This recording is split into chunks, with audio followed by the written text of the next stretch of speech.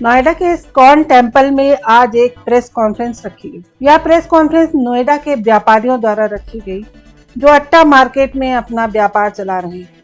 आपको बता दें कि यह व्यापारी व्यापार के खराब होने से खून के आंसू रो रहे हैं। पूर्व काल में अट्टा मार्केट की पहचान नोएडा की शान थी। इस नोएडा के अट्टा मार्केट की बराबरी दिल्ली के चांदनी चौक से की जाती थी। एशिया का जाना माना मार्केट यह माना जाता था, परंतु अब इसी मार्केट को यूपी सरकार के बैठे हुए अधिकारी जो नोएडा अधिकारी में कार्यरत हैं, यातायात विभाग में या फिर पुलिस के अधिकारी, भ्रष्टाचार और अवैध वसूली ने व्यापारियों को रोने पे मजबूर कर दिया। नोएडा की पहचान अट्टा मार्केट वर्तमान में असुविधा, अव्यवस्था व गंदगी के शिखर पर है।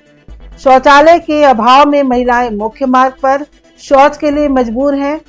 पार्किंग के अभाव में वरिष्ठ नागरिक व्हीलचेयर के लिए मजबूर हैं और बाकी बचे लोग इधर उधर जहां जगह मिलता है वहीं शौच कर देते हैं। आज हम लोग ये आप लोगों के माध्यम से प्राधिकरण वाले को पत्र गया, कोई कार्रवाई नहीं।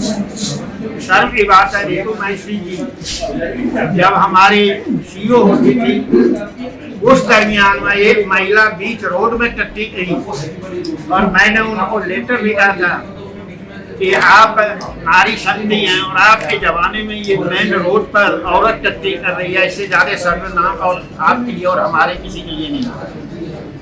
लेकिन कुछ नहीं हुआ। 2021 में जब एससी मिश्रा जी थे, उन्होंने पिंक शौचालय का सैंक्शन किया और बनाने का आदेश हुआ। आप लोगों को मैंने दिया फोटो सही। लेकिन आज तक 4 साल बीत गया, आज तक कोई भी कार्रवाई नहीं हुई।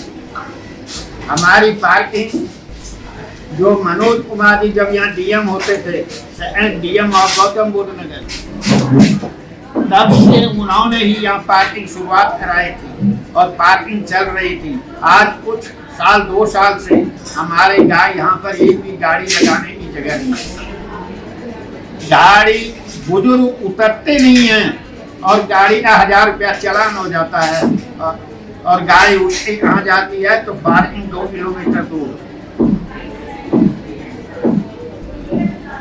और उसके जो उठाने वाला है उसकी व्यवहार इतना बुरा है, औरत हो या मर्द हो, वो गाली गलौज सब। तो पार्किंग पटरी की हालत ये है। मैं आज 40 साल से प्रेसिडेंट हूँ और सब व्यापारियों की इच्छा सहयोग के अनुसार लगातार निर्विरोध रहा, लेकिन इतनी गंदगी मेन रोड पर, दादरी रोड और डीपीएस रोड के आधे से ज्यादा भाग पर रेडी पटरी लग रही है। ऐसा नहीं कि व्यापारी इस मामले में जागृत नहीं, परंतु उनकी कोई सुनने को तैयार नहीं। उपरोक्त समस्याओं के संदर्भ में मुख्य कार्यपालक अधिकारी नोएडा प्राधिकरण, श्रीमान जिलाधिकारी गौतम बुद्ध नगर, श्रीमती पुलिस आयुक्त गौतम बुद्ध नगर को समस्याओं से अवगत करवाने के बावजूद भी और अनेक आवेदन पत्र देने के बाद भी किसी भी प्रकार के सुधार के परिणाम की प्रतीक्षा में सालों व्यतीत हो रहे हैं। इन बातों से ऐसा प्रतीत होता है कि इस मामले में जितना नोएडा प्राधिकरण, उतना ही यातायात विभाग और उतना ही पुलिस विभाग मिली जुली अवैध वसूली में व्यस्त है। प्राधिकरण द्वारा स्वीकृत पिंक शौचालय अज्ञात कारणवश स्थगित कर दिया गया है। बगैर अन्यत्र प्रबंध के यहाँ पहले से कार्यरत शौचालय को ध्वस्त कर दिया गया है। ऐसा लगता है जैसे षड्यंत्र के तहत अट्टा मार्केट के व्यापार और व्यापारियों को खत्म करने की एक साजिश रची जा रही है। हालांकि सरकार आने में सबसे बड़ा हाथ अट्टा के व्यापारियों का है। पूर्व निर्धारित पार्किंग स्थल को सुविधा शुल्क निर्धारित कर व्यक्ति विशेष लोगों को व्यक्तिगत उपयोग हेतु दे दिए गए। पार्किंग के अभाव में व्यापारी पलायन के लिए मजबूर हो रहे हैं। आपको बता दें कि नोएडा के व्यापारी सुबह आते हैं, शटर उठाते हैं और बगैर 1 रुपए की कमाई किए हुए शाम को शटर गिराकर खाली हाथ वापस लौटने को मजबूर हो रहे हैं। काम हो रहे हैं, गलत काम हो सब प्रशासन और पुलिस की मदद कैसे हो रही है। और इस मार्केट से 50 करोड़ से ज्यादा सालाना टैक्स सरकार को जाता है। मेरी अपनी 3 फर्म है, मैं 5 करोड़ रुपए सालाना टैक्स मैं अपनी फर्म से देता हूँ। और गाड़ी मेरी दुकान के बाहर ही नो पार्किंग का बोर्ड लगा दिया, लेकिन वहाँ पर रेडी पटरी लग रही है, आइसक्रीम की दुकान लग रही है, सब लोग पुलिस वाले आते हैं और उसके साथ में मिलते हैं, उनसे खाते पीते हैं और उनसे रुपये देते हैं। इस हालात में व्यापारी किस तरह रह सकता है? मोटा किराया देना है तो मकान मालिक को, तनख्वाह खर्चे कहाँ से दे सकते हैं? हम तो इस बात से बड़े परेशान है कि इस हालात में दुकानें खाली करनी पड़ेगी। इसमें हमें प्रशासन का सहयोग चाहिए, आप लोगों का सहयोग चाहिए और पुलिस वालों को सहयोग चाहिए। आश्चर्यजनक यह भी सत्य है कि मार्केट के सामने दादी रोड एवं डीपीएस रोड की आधी से अधिक सड़क पर रेहड़ी पटरी वाले ने कब्जा कर लिया है। एलिट वर्ग और क्लासी वर्ग अट्टा मार्केट में अब बाजार करने नहीं जाता, वह खरीदारी करने लाजपत नगर, चांदनी चौक कहीं भी चला जाता है, पर अट्टा मार्केट में नहीं जाता। इसकी बड़ी वजह यह है कि किसी भी व्यक्ति की गाड़ी रुकने से पहले ही वहां के यातायात विभाग के लोगों द्वारा और पुलिस विभाग द्वारा उस गाड़ी का चालान काट दिया जाता है। ऐसे में बेचारा खरीदार करने मार्केट में क्यों जाए जहां उसके गाड़ी की पार्किंग की व्यवस्था ही नहीं है। यह सब तीनों विभाग के मिले जुले साठ गांठ का परिणाम है। आपको बता दें कि रेहड़ी पटरी वालों से सुविधा शुल्क के नाम पर रोजाना शाम को मोटरसाइकिल से 6 से 7 लोग आते हैं, उनसे वसूली करते हैं और इसमें तीनों विभाग के अधिकारी मिलकर मोटी मलाई खा रहे हैं। यह भी जानना जरूरी है कि नोएडा के व्यापारी करोड़ों में सरकार को टैक्स दे रहे हैं, लेकिन सुविधा के नाम पर शून्य मिल रहा है। 247 दुकान अट्टा में तोड़ने की बात हुई थी। उस समय सभी ने मिलकर के संघर्ष किया था और सारी दुकान बच गए, मेट्रो भी आ गई। अब फिर से हमें लग रहा है, वैसे हम अब 80 साल पर हैं, हमारे लिए उचित नहीं है। अब मैंने उनने सोच लिया है कि 80 साल पर चाहे तो प्रशासन हमें हमारी मांग पूरा करेगी या हम संघर्ष करेंगे, पुलिस हमें बंद कर ले या ऊपर वाला हमें बुला ले। लेकिन एक बार लास्ट में बता ये फिर से मैंने उठाना शुरू कर दिया। व्यापारियों का निवेदन है कि समस्याओं की अस्थायी समाधान के लिए अधीनस्थ अधिकारियों की अध्यक्षता में संबंधित प्रत्येक विभाग के अधिकारियों की कमेटी का गठन करें और स्थलीय जांच कर वास्तविक समस्याओं का निस्तारण करें, व्यापारी और नागरिक को आश्वस्त करें। देखना यह है कि कान में तेल डाले या गूंगी और बहरी सरकार कब इन व्यापारियों की समस्याओं पर ध्यान देती है, अपने अधिकारियों के व्यवहार को दुरुस्त करती है और इनकी समस्याओं को दूर करती है। अट्टा मार्केट मैं ये एसोसिएशन 40 साल से सर्विस दे रही है। व्यापारियों के सहयोग से व्यापार को आगे बढ़ाने के लिए हम लोग प्रयास कर रहे हैं। हमारी सीओ साहब से सबसे बड़ी जो मांग है कि वो ये नारा दे रहे हैं कि अथॉरिटी प्राधिकरण जो है वो आपके दरवाजे पर है।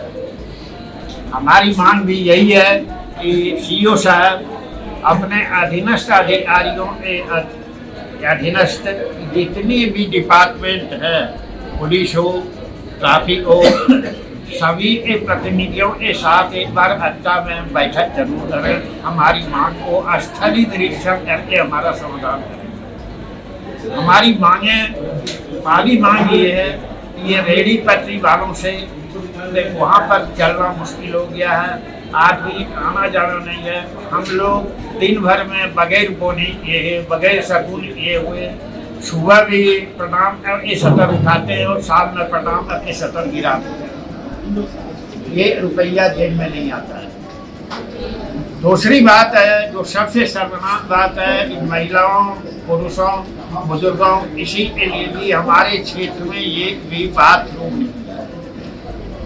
इसलिए बाथरूम को जल्दी से जल्दी जो है हमारे यहाँ बनावे। 2021 में एससी मिश्रा ने नक्शा बना के पास करने के बनाने का ऑर्डर भी दे दिया था, लेकिन आज तक वो नहीं हुआ।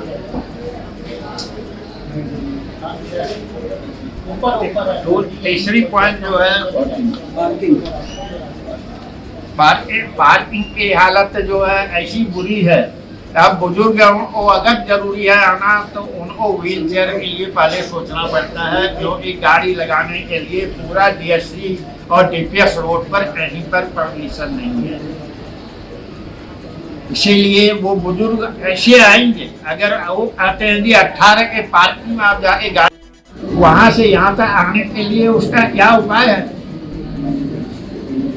पार्किंग का जहाँ पर अरेंजमेंट था हमारा, जितनी भी गाड़ियाँ थी वहाँ पार्किंग के लिए व्यवस्थित करें और हम लोग उसको सहयोग करने के लिए तैयार हैं। तो अट्टा मार्केट की साफ सफाई होनी चाहिए। पटरी वालों के कारण इतना कूड़ा करकट पड़ा रहता है सड़क पर ही। बीएससी रोड भी इतना कूड़ा है कि उसमें नहीं है। और ये जो अथॉरिटी अवैध वसूली करती है वो बंद होनी चाहिए और वो कुछ स्ट्रिक्ट एक्शन लेंगे। किस प्रकार की अवैध वसूली?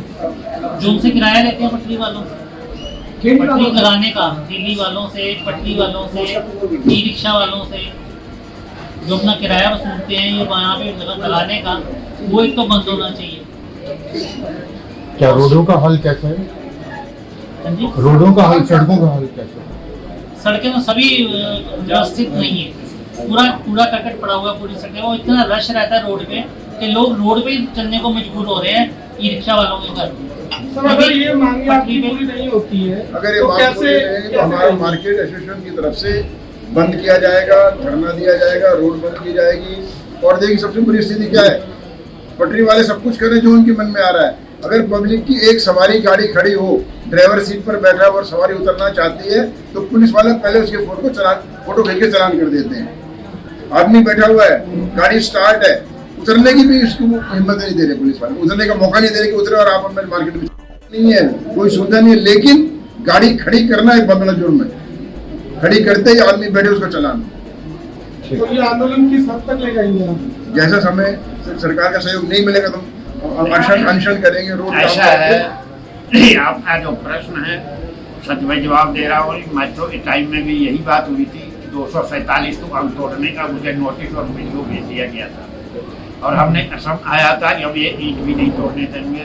और सबके सहयोग से, अथॉरिटी वाले के भी सहयोग से, मेट्रो के सहयोग से एक भी ईंट नहीं टूटी और मेट्रो पार हो। आज फिर हम उसी लिहाज से, उसी पॉइंट को ध्यान में रखते हुए सबको, प्राधिकरण को, सीओ साहब, एसओ साहब जो भी है, कि अगर अब हमारे यह समस्या समाधान नहीं हुई तो हम लोग संघर्ष के रास्ते पर जाने वाले हैं। चाहे प्रशासन इसका समाधान करे या पुलिस हम लोगों को उठा एक जेल में बंद कर दे या और अन्य जो प्राप्तकर्ता लोग हैं वो लोग हमें ऊपर पहुंचा दे। लेकिन हम लोग फील्ड से भागने वाले अब नहीं, अब संघर्ष नहीं हम लोग